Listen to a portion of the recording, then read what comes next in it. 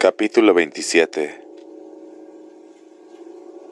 El cambio de la señora Dolarhyde se hizo evidente por primera vez durante el invierno de 1947, cuando Francis tenía 8 años.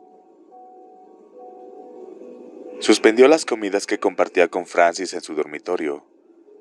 Ambos se trasladaron a la mesa general del comedor, que presidió frente a sus ancianos huéspedes. La señora Dolarhyde, que de niño había sido educada para convertirse en una perfecta ama de casa, desenterró e ilustró la campanita de plata y la colocó junto a su plato.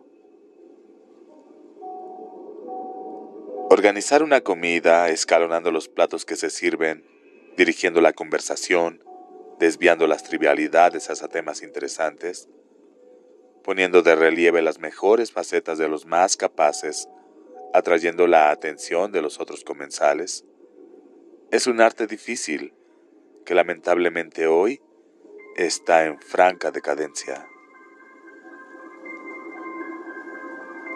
La señora Dolarhyde había sido experta en esto en sus tiempos.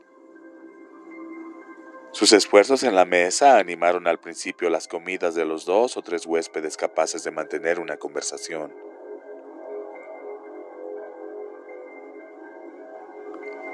Francis ocupaba el lugar del dueño de la casa, en el otro extremo de esa avenida de cabezas inclinadas, mientras su abuela sacaba a la luz los recuerdos de aquellos que aún podían recordar. Mostró mucho interés por el viaje de luna de miel a Kansas City de la señora Flotter. Repasó varias veces la epidemia de fiebre amarilla con el señor Eaton y escuchó atentamente los vagos e ininteligibles balbuceos de los demás. ¿No te parece interesante, Francis?, preguntaba mientras hacía sonar la campanita para que sirvieran otro plato. La comida consistía en una variedad de legumbres y papillas de carne, pero la dividía en varios platos, dificultando sobremanera el trabajo en la cocina. Jamás se mencionaban los accidentes que ocurrían en la mesa. Un toque de campana y un gesto en la mitad de una frase eran suficientes para solucionar el problema de los que habían derramado la comida, o se habían dormido, u olvidado qué estaban haciendo en la mesa. La señora Dolarhyde mantuvo siempre un personal tan numeroso como sus finanzas le permitían. A medida que su salud declinó, perdió peso y pudo usar vestidos que habían estado guardados muchos años. Algunos eran realmente elegantes. Sus rasgos y su peinado tenían cierto parecido con la imagen de George Washington, reproducida en los billetes de $. Sus modales se deterioraron un poco al llegar la primavera. Presidía la mesa sin permitir que nadie la interrumpiera cuando contaba episodios de su juventud en St. Charles, incluidos algunos detalles personales para inspirar e instruir a Francis y a los demás. Es verdad que la señora Dolarhyde había sido una niña con mucho éxito durante la época de 1907 en St. Charles y había sido invitada a los mejores bailes del otro lado del río, en St. Louis. En esto había una lección especial para todos, dijo, mirando fijamente a Francis, que cruzó las piernas debajo de la mesa. Yo entré en sociedad en una época en la que la medicina no tenía muchos recursos para combatir los pequeños fallos de la naturaleza, manifestó. Tenía una piel y un pelo preciosos, y saqué el mayor partido posible de ellos. Superé el defecto de mis dientes con mi fuerte personalidad y mi vivo ingenio, a tal punto que se convirtieron en mi rasgo atractivo. Creo que incluso podrían llamarles mi rasgo encantador. No los habría cambiado por nada del mundo. Desconfiaba de los médicos, explicó finalmente, pero cuando resultó evidente que el problema de sus encías entrañaría la pérdida de sus dientes, buscó uno de los más famosos dentistas del Medio Oeste, el doctor Felix Perlt, un suizo. Los dientes suizos del doctor Perlt eran muy conocidos entre cierta clase de gente. Los dientes suizos del doctor Perlt eran muy conocidos entre cierta clase de gente, dijo la señora Dollarhide, y además tenía una gran experiencia.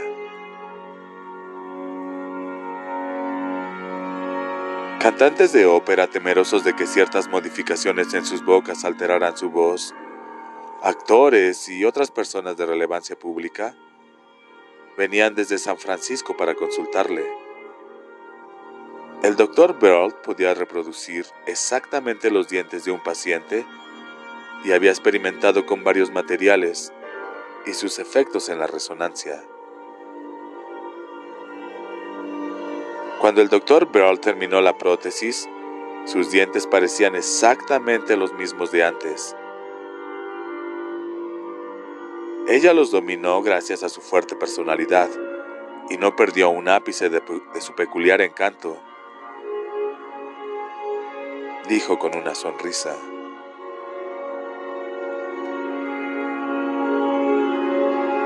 Si toda esa perorata encerraba una lección especial para Francis, pasó inadvertida, y solo la apreció años después. No se le haría ninguna clase de cirugía hasta que él estuviera en condiciones de pagarla de su propio bolsillo.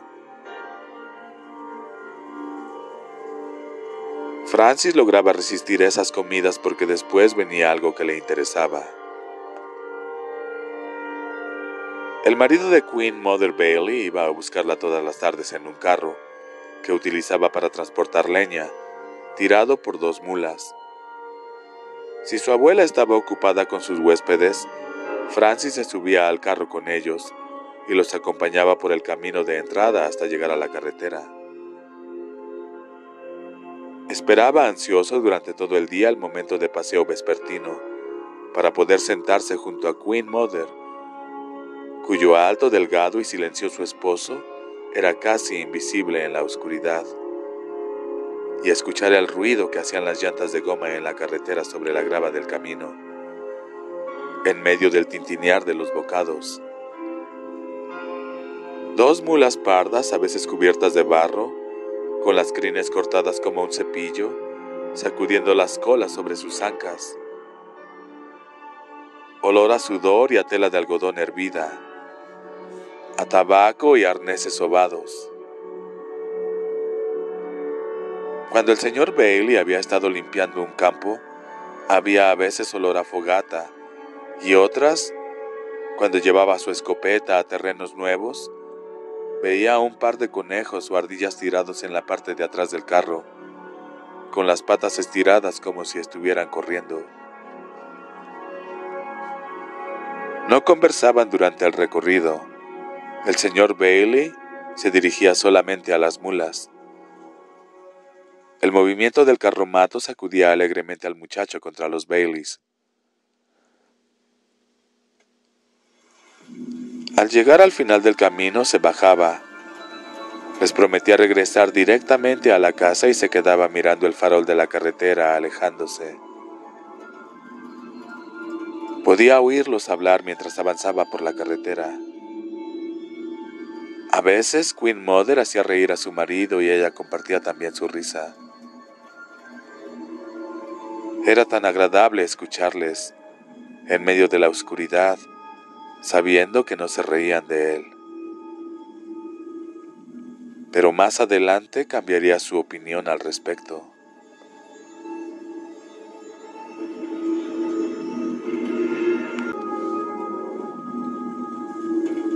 La ocasional compañera de juegos de Francis Dollarhide era la hija de un colono que vivía en unos campos vecinos. La señora Dollarhide le permitía ir a la casa a jugar porque le divertía de vez en cuando vestir a la niña con los vestidos de Marianne los que Mariana había usado en su infancia.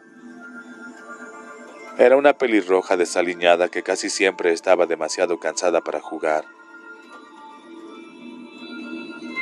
Una calurosa tarde de junio, aburrida de buscar escarabajos con una pajita en el gallinero, le pidió a Francis que le mostrara sus partes íntimas.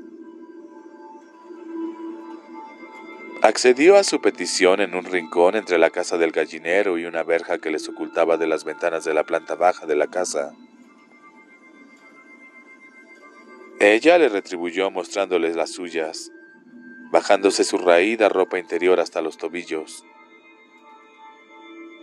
Cuando Francis se agachó para mirar, un pollo sin cabeza se precipitó hacia el rincón, sacudiendo la tierra con sus alas mientras caía patas arriba. La niña, enredada en su ropa, dio un respingo hacia atrás al sentir la salpicadura de la sangre en sus piernas y pies. Francis se incorporó de un salto sin tener tiempo de subirse los pantalones, justo cuando Queen Mother aparecía en busca del animal, sorprendiéndoles. «Oye, muchacho», dijo tranquilamente, «tú querías ver cómo era el asunto, pues ahora que lo has visto, busca algo distinto que hacer. Ocúpate en cosas de niños y no te quites la ropa. Ocúpense en cosas de niños y no se quiten la ropa. Ayúdenme, tú y tu amiguita, a agarrar a ese pollo».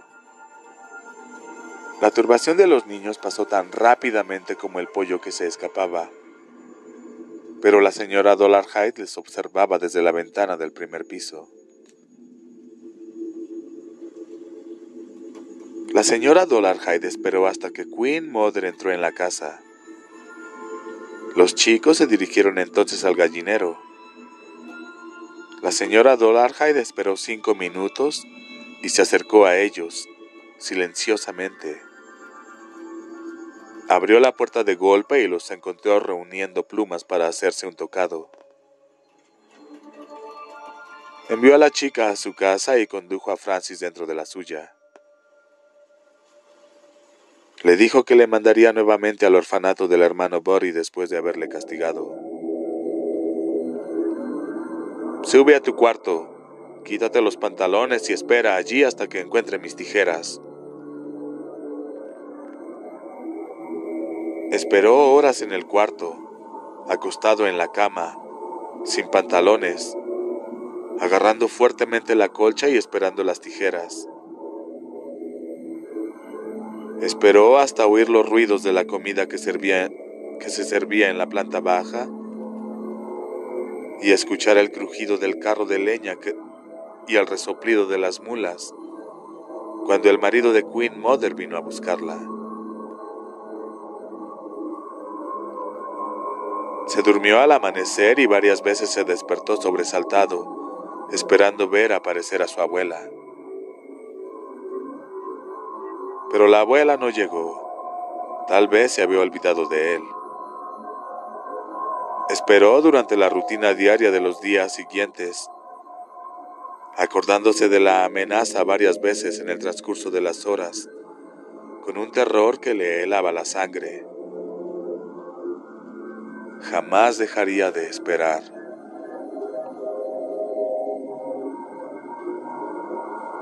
Esquivó a Queen Mother Bailey, no quiso hablar más con ella y se negó a decirle por qué.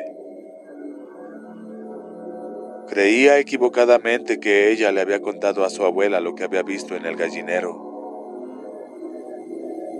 Se convenció entonces de que él era el motivo de las risas que había oído mientras miraba alejarse la luz del farol a lo largo del camino. Evidentemente no podía confiar en nadie.